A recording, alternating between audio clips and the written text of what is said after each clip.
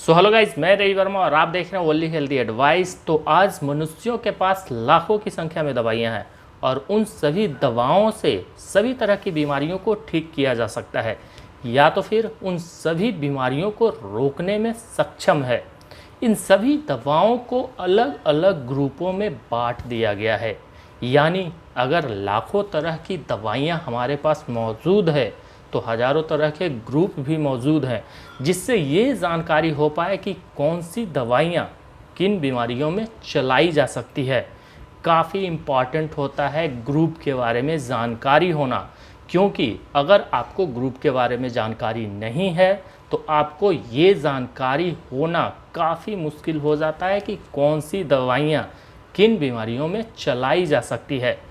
तो आज इस वीडियो में मेडिसिन ग्रुप के बारे में जानकारी दी जाएगी, यानी ग्रुप ऑफ मेडिसिन के बारे में। तो बने रहिए इस वीडियो में। वीडियो को लाइक ज़रूर करें, शेयर करें, ताकि ये इन्फॉर्मेशन दूसरे लोगों तक पहुंच सके।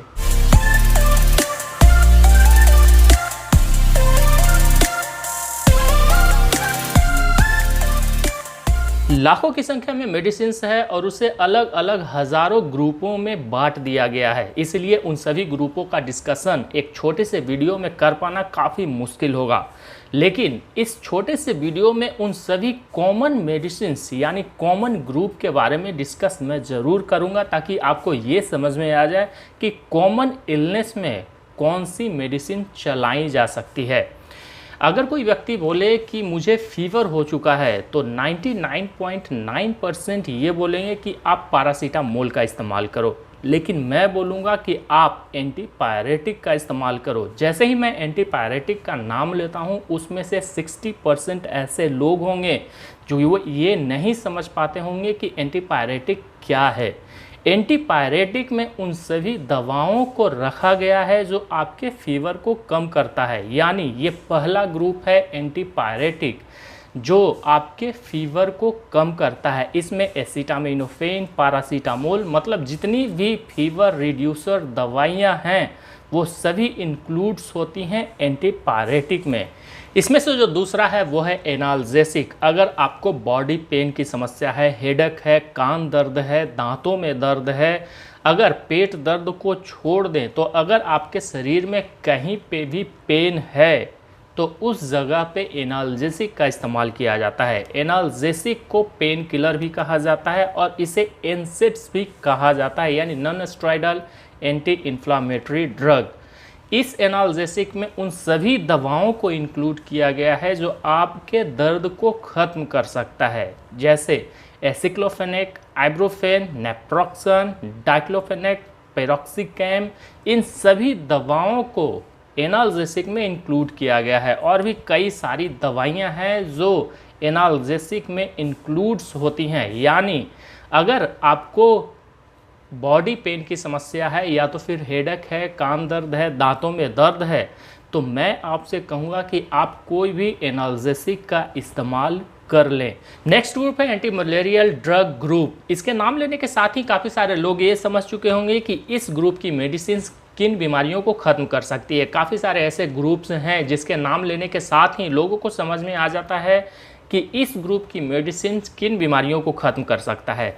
एंटी मलेरियल ड्रग ग्रुप में उन सभी ड्रग्स, उन सभी मेडिसिन को इंक्लूड्स की गई है जो मलेरिया को ख़त्म करने में सक्षम माना जाता है, चाहे वो क्लोरोक्विन हो, मेफ्लोक्विन है, या तो फिर टेफेनोक्विन हो, या तो फिर हाइड्रोक्सी क्लोरोक्विन हो। इन सभी मेडिसिन को एंटी मलेरियल ग्रुप में रखा गया है। अगर आपको मलेरिया की समस्या होती है तो हाइड्रोक्सी क्लोरोक्विन का इस्तेमाल सबसे पहले किया जाता है, जो कि एक एंटी मलेरियल ड्रग है। नेक्स्ट है एंटीबायोटिक, जो कि काफ़ी इंपॉर्टेंट ग्रुप माना जाता है, क्योंकि काफ़ी सारी बीमारियां बैक्टीरिया के कारण उत्पन्न होती हैं और एंटीबायोटिक में जो दवाइयां इंक्लूड्स होती हैं वो बैक्टीरियल इन्फेक्शंस को ख़त्म करने में सक्षम माना जाता है। अगर आपको किसी भी तरह का बैक्टीरियल इन्फेक्शंस हुआ है तो आपको एंटीबायोटिक इस्तेमाल करने की ज़रूरत पड़ती है। अगर आप इस एंटीबायोटिक का इस्तेमाल किसी भी वायरल फीवर में करते हैं तो वहाँ पे इसका रिज़ल्ट नहीं दिखता है, क्योंकि ये केवल बैक्टीरियल इन्फेक्शंस को ही ख़त्म कर पाता है। तो इस एंटीबायोटिक ग्रुप में जो दवाइयाँ इंक्लूड्स होती हैं उसे एंटीबायोटिक ग्रुप कहा जाता है, चाहे वो लीवोफ्लॉक्सासिन हो, सेफ्ट्रियाजोन हो, सिफ्रोक्सिम हो, सिफेक्सिम हो। काफ़ी सारी एंटीबायोटिक हैं आज के समय में जो बैक्टीरियल इन्फेक्शंस को ख़त्म करने में सक्षम माना जाता है। तो ये काफ़ी इम्पॉर्टेंट ग्रुप माना जाता है, क्योंकि 99% जो बीमारियां होती हैं वो बैक्टीरिया इन्फेक्शंस के कारण ही उत्पन्न होती हैं, इसलिए एंटीबैक्टीरियल का होना काफ़ी इम्पॉर्टेंट माना जाता है। नेक्स्ट ग्रुप एंटीसेप्टिक है। एंटीसेप्टिक्स ग्रुप में उन दवाओं को इंक्लूड्स किया गया है जिन दवाओं से इन्फेक्शंस को ख़त्म किया जाता है। अगर आपको कहीं पे भी कट गया है या तो फिर ज़ख्म है, तो उस जगह पे जो फर्स्ट ऐड होते हैं वो एंटीसेप्टिक्स होते हैं। यानी अगर आपको कहीं पे भी कट गया है और जो क्रीम आप यूज़ करते हैं फर्स्ट ऐड के तौर पर, उसे ही एंटीसेप्टिक कहा जाता है, क्योंकि एंटीसेप्टिक्स उस जगह पे किसी भी जर्म या तो फिर किसी भी इन्फेक्शंस को ख़त्म करने में सक्षम माना जाता है। एंटीसेप्टिक में जो दवाइयाँ इंक्लूड्स होती हैं वो हैं प्रोविडोन आयोडीन यानी बेटाडीन, सोडियम हाइड्रोक्लोराइड, हेक्साक्लोरोफेन, क्लोरोहेक्साडीन। इन सभी दवाओं को एंटीसेप्टिक्स के ग्रुप्स में इंक्लूड्स किया गया है। तो एंटीसेप्टिक्स भी एक काफ़ी इम्पॉर्टेंट ग्रुप माना जाता है इन्फेक्शंस को दूर करने के लिए। नेक्स्ट ग्रुप जो आता है वो है एंटी डायरियल। एंटी डायरियल में उन सभी दवाओं को इंक्लूड किया गया है जो आपके डायरिया की समस्या को खत्म करती है। यानी अगर आपको लूज मोशन की समस्या है यानी डायरिया की समस्या है, तो उस डायरिया की समस्या में जो मेडिसिन इस्तेमाल की जाती हैं उसे एंटी डायरियल ग्रुप में रखा गया है, चाहे वो लोप्रामाइन हो, लैक्टोबैसिलस हो या तो फिर एट्रोपिन हो। इन सभी दवाओं को एंटी डायरियल में इंक्लूड किया गया है। एंटी डायरियल की जो मेडिसिन है वो स्लो टाइप ऑफ डायरिया को ख़त्म करता है। यानी अगर आपको हल्के फुल्के डायरिया की समस्या है तो आप इन एंटी डायरियल मेडिसिन का इस्तेमाल कर सकते हैं। अगर आपको काफ़ी तेज़ डायरिया है तो वहाँ पे और भी कई सारी मेडिसिन इस्तेमाल की जाती हैं, तब जाकर उस डायरिया पर कंट्रोल पाया जाता है। लेकिन आपको स्लो टाइप ऑफ डायरिया है तो आप इस एंटी डायरियल मेडिसिन का इस्तेमाल कर सकते हैं, वहाँ पे आपको काफ़ी बेहतर रिजल्ट ये एंटी डायरियल मेडिसिन देता है। नेक्स्ट है anti fungal group of medicine. अगर आपको फंगल इन्फेक्शंस है और आप किसी भी दवाइयों का इस्तेमाल कर रहे हैं तो उन दवाओं को एंटी फंगल ग्रुप में रखा जाएगा, क्योंकि वो दवाइयाँ आपके फंगल इन्फेक्शंस को ठीक करने में सक्षम माना जाता है। चाहे वो इट्राकोनाजोल की दवाइयाँ हो, फ्लूकोनाजोल हो, वेरिकोनाजोल हो, कोट्रीमाजोल हो, केटोकोनाजोल हो, मीकोनाजोल हो, जितनी भी फंगल इन्फेक्शंस को ठीक करने वाली दवाइयाँ होती हैं उन्हें anti fungal group of medicine कहा जाता है, क्योंकि ये दवाइयाँ आपके फंगल इन्फेक्शंस को पूरी तरह यानी जड़ से खत्म करने में सक्षम माना जाता है। नेक्स्ट ग्रुप है वो है प्रोबायोटिक्स। प्रोबायोटिक्स में जो दवाइयाँ इंक्लूड्स होती हैं वो है लैक्टोबैसिलस और बिफिडोबैक्टीरियम। इन दोनों दवाइयों में लाइव बैक्टीरिया मौजूद होते हैं, यानी इसके लिक्विड्स में जो बैक्टीरियाज होते हैं वो पूरी तरीके से जीवित होते हैं। इसके कैप्सूल्स भी अवेलेबल होते हैं, टैबलेट्स भी अवेलेबल होते हैं और लिक्विड्स में भी ये अवेलेबल होता है। लेकिन ये जितनी भी दवाइयाँ इंक्लूड्स होती हैं उनमें लाइव बैक्टीरियाज मौजूद होते हैं। बैक्टीरिया दो तरह के होते हैं, गुड बैक्टीरिया और बैड बैक्टीरिया। लेकिन जो प्रोबायोटिक्स में बैक्टीरिया का इस्तेमाल किया जाता है वो गुड बैक्टीरियाज होते हैं, जो हमारे शरीर में जाने के बाद जो भी बैक्टीरिया की कमी होती है, गुड बैक्टीरिया की जो कमी होती है वो उसे पूरा करता है। प्रोबायोटिक्स मुख्य रूप से कॉन्स्टिपेशन और डायरिया में इस्तेमाल किया जाता है। अगर आपको कॉन्स्टिपेशन की समस्या है तो प्रोबायोटिक्स ग्रुप की दवाइयाँ आप इस्तेमाल कर सकते हैं, या तो फिर आपको डायरिया की समस्या है, बच्चों में डायरिया की समस्या है, तो वहाँ पे भी प्रोबायोटिक्स ग्रुप की मेडिसिन इस्तेमाल की जा सकती हैं। तो प्रोबायोटिक्स काफ़ी बेहतर मेडिसिन माना जाता है, क्योंकि इसमें लाइव बैक्टीरियाज मौजूद होते हैं जो आपके शरीर को नुकसान नहीं पहुंचाता है। जो नेक्स्ट ग्रुप है वो है एंटीहिस्टामाइन ग्रुप ऑफ मेडिसिन। इस ग्रुप में उन दवाओं को इंक्लूड किया गया है जो आपके एलर्जी को खत्म करता है। अगर आप एलर्जी से परेशान हैं, अगर आपको किसी भी वस्तु से एलर्जी है और आपको सर्दी की समस्या हो जाती है, नाक बहने की समस्या हो जाती है, शरीर पे लाल चकत्ते हो जाते हैं, तो उस समस्या को ठीक करने में जो मेडिसिन इस्तेमाल की जाती है उन सभी मेडिसिन को एंटीहिस्टामाइन ग्रुप ऑफ मेडिसिन में इंक्लूड किया गया है। चाहे वो सिट्रीजिन हो, लिवोसिट्रीजिन हो, फेक्सोफेनाडिन हो, क्लोरोफेनाइल एमीन हो, डाइफेनहाइड्रामाइन हो या तो फिर हाइड्रोक्सीजिन हाइड्रोक्लोराइड हो, ये सभी दवाइयाँ एंटीहिस्टामाइन ग्रुप ऑफ मेडिसिन की दवाइयाँ कही जाती हैं। और भी कई सारी दवाइयाँ हैं जो एंटीहिस्टामाइन ग्रुप ऑफ मेडिसिन में इंक्लूड्स होती हैं, लेकिन ये कुछ प्रमुख दवाइयाँ हैं और कॉमन मेडिसिन है। नेक्स्ट है digestive enzyme group of medicine. इस ग्रुप में उन सभी दवाओं को इंक्लूड किया गया है जो डाइजेशन में काफ़ी बेहद रोल प्ले करते हैं। यानी अगर आप भोजन ग्रहण कर रहे हैं और वो भोजन आप में अच्छी तरीके से डाइजेस्ट नहीं हो पा रहा है और उसके डाइजेशन के लिए जो मेडिसिन आप इस्तेमाल कर रहे हैं, उस मेडिसिन को digestive enzyme group of medicine में इंक्लूड किया जाता है।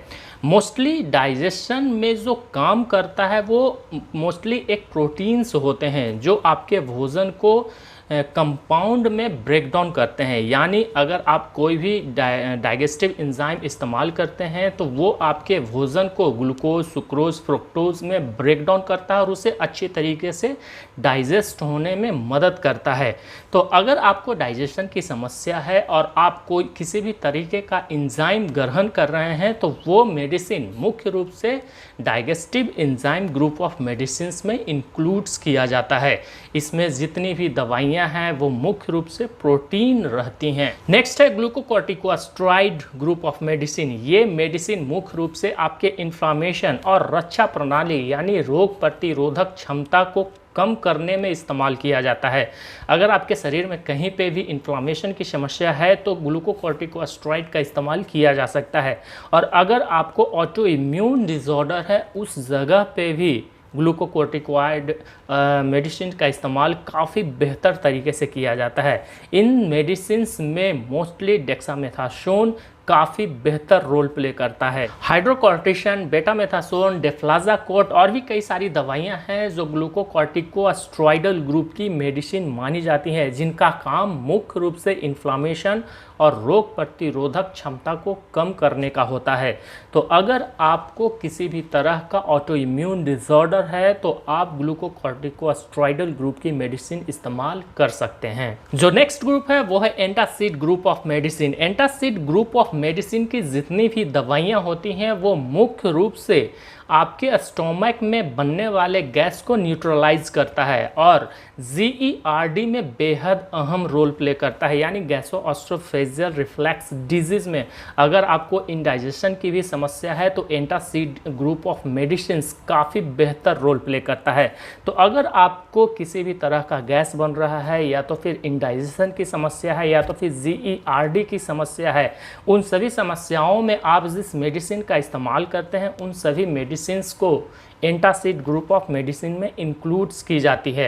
एंटासिड ग्रुप ऑफ मेडिसिन में आने वाली दवाइयाँ काफ़ी अहम रोल प्ले करती हैं इन सभी बीमारियों को ख़त्म करने के लिए।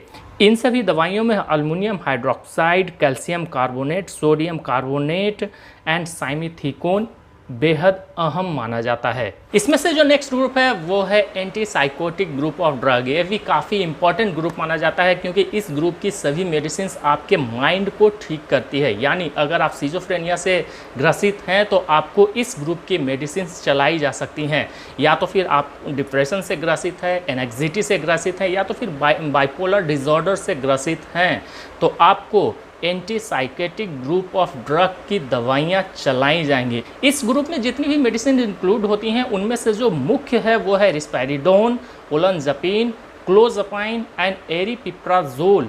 ये प्रमुख माना जाता है एंटीसाइकेट्रिक ड्रग के लिए। तो काफ़ी सारे कॉमन्स जो ग्रुप्स होते हैं मैंने इस वीडियो में चर्चा किया है। मोस्टली आपको ये जानकारी हो गया होगा कि कौन से कॉमन इलनेस में किस ग्रुप की मेडिसिन चलाई जा सकती है। इसके लिए आपको काफ़ी ज़रूरत होगा कि आप ग्रुप का नॉलेज लें, या तो फिर उन ग्रुप में कौन कौन सी मेडिसिन आती हैं उसके बारे में आपको जानकारी होनी चाहिए। तभी आप जाकर ये समझ पाएंगे कि कौन सी मेडिसिन किस इलनेस में चलाई जा सकती है। वीडियो अच्छा लगा हो तो वीडियो को लाइक करें, शेयर ज़रूर करें ताकि ये इन्फॉर्मेशन दूसरे लोगों तक पहुँच सके।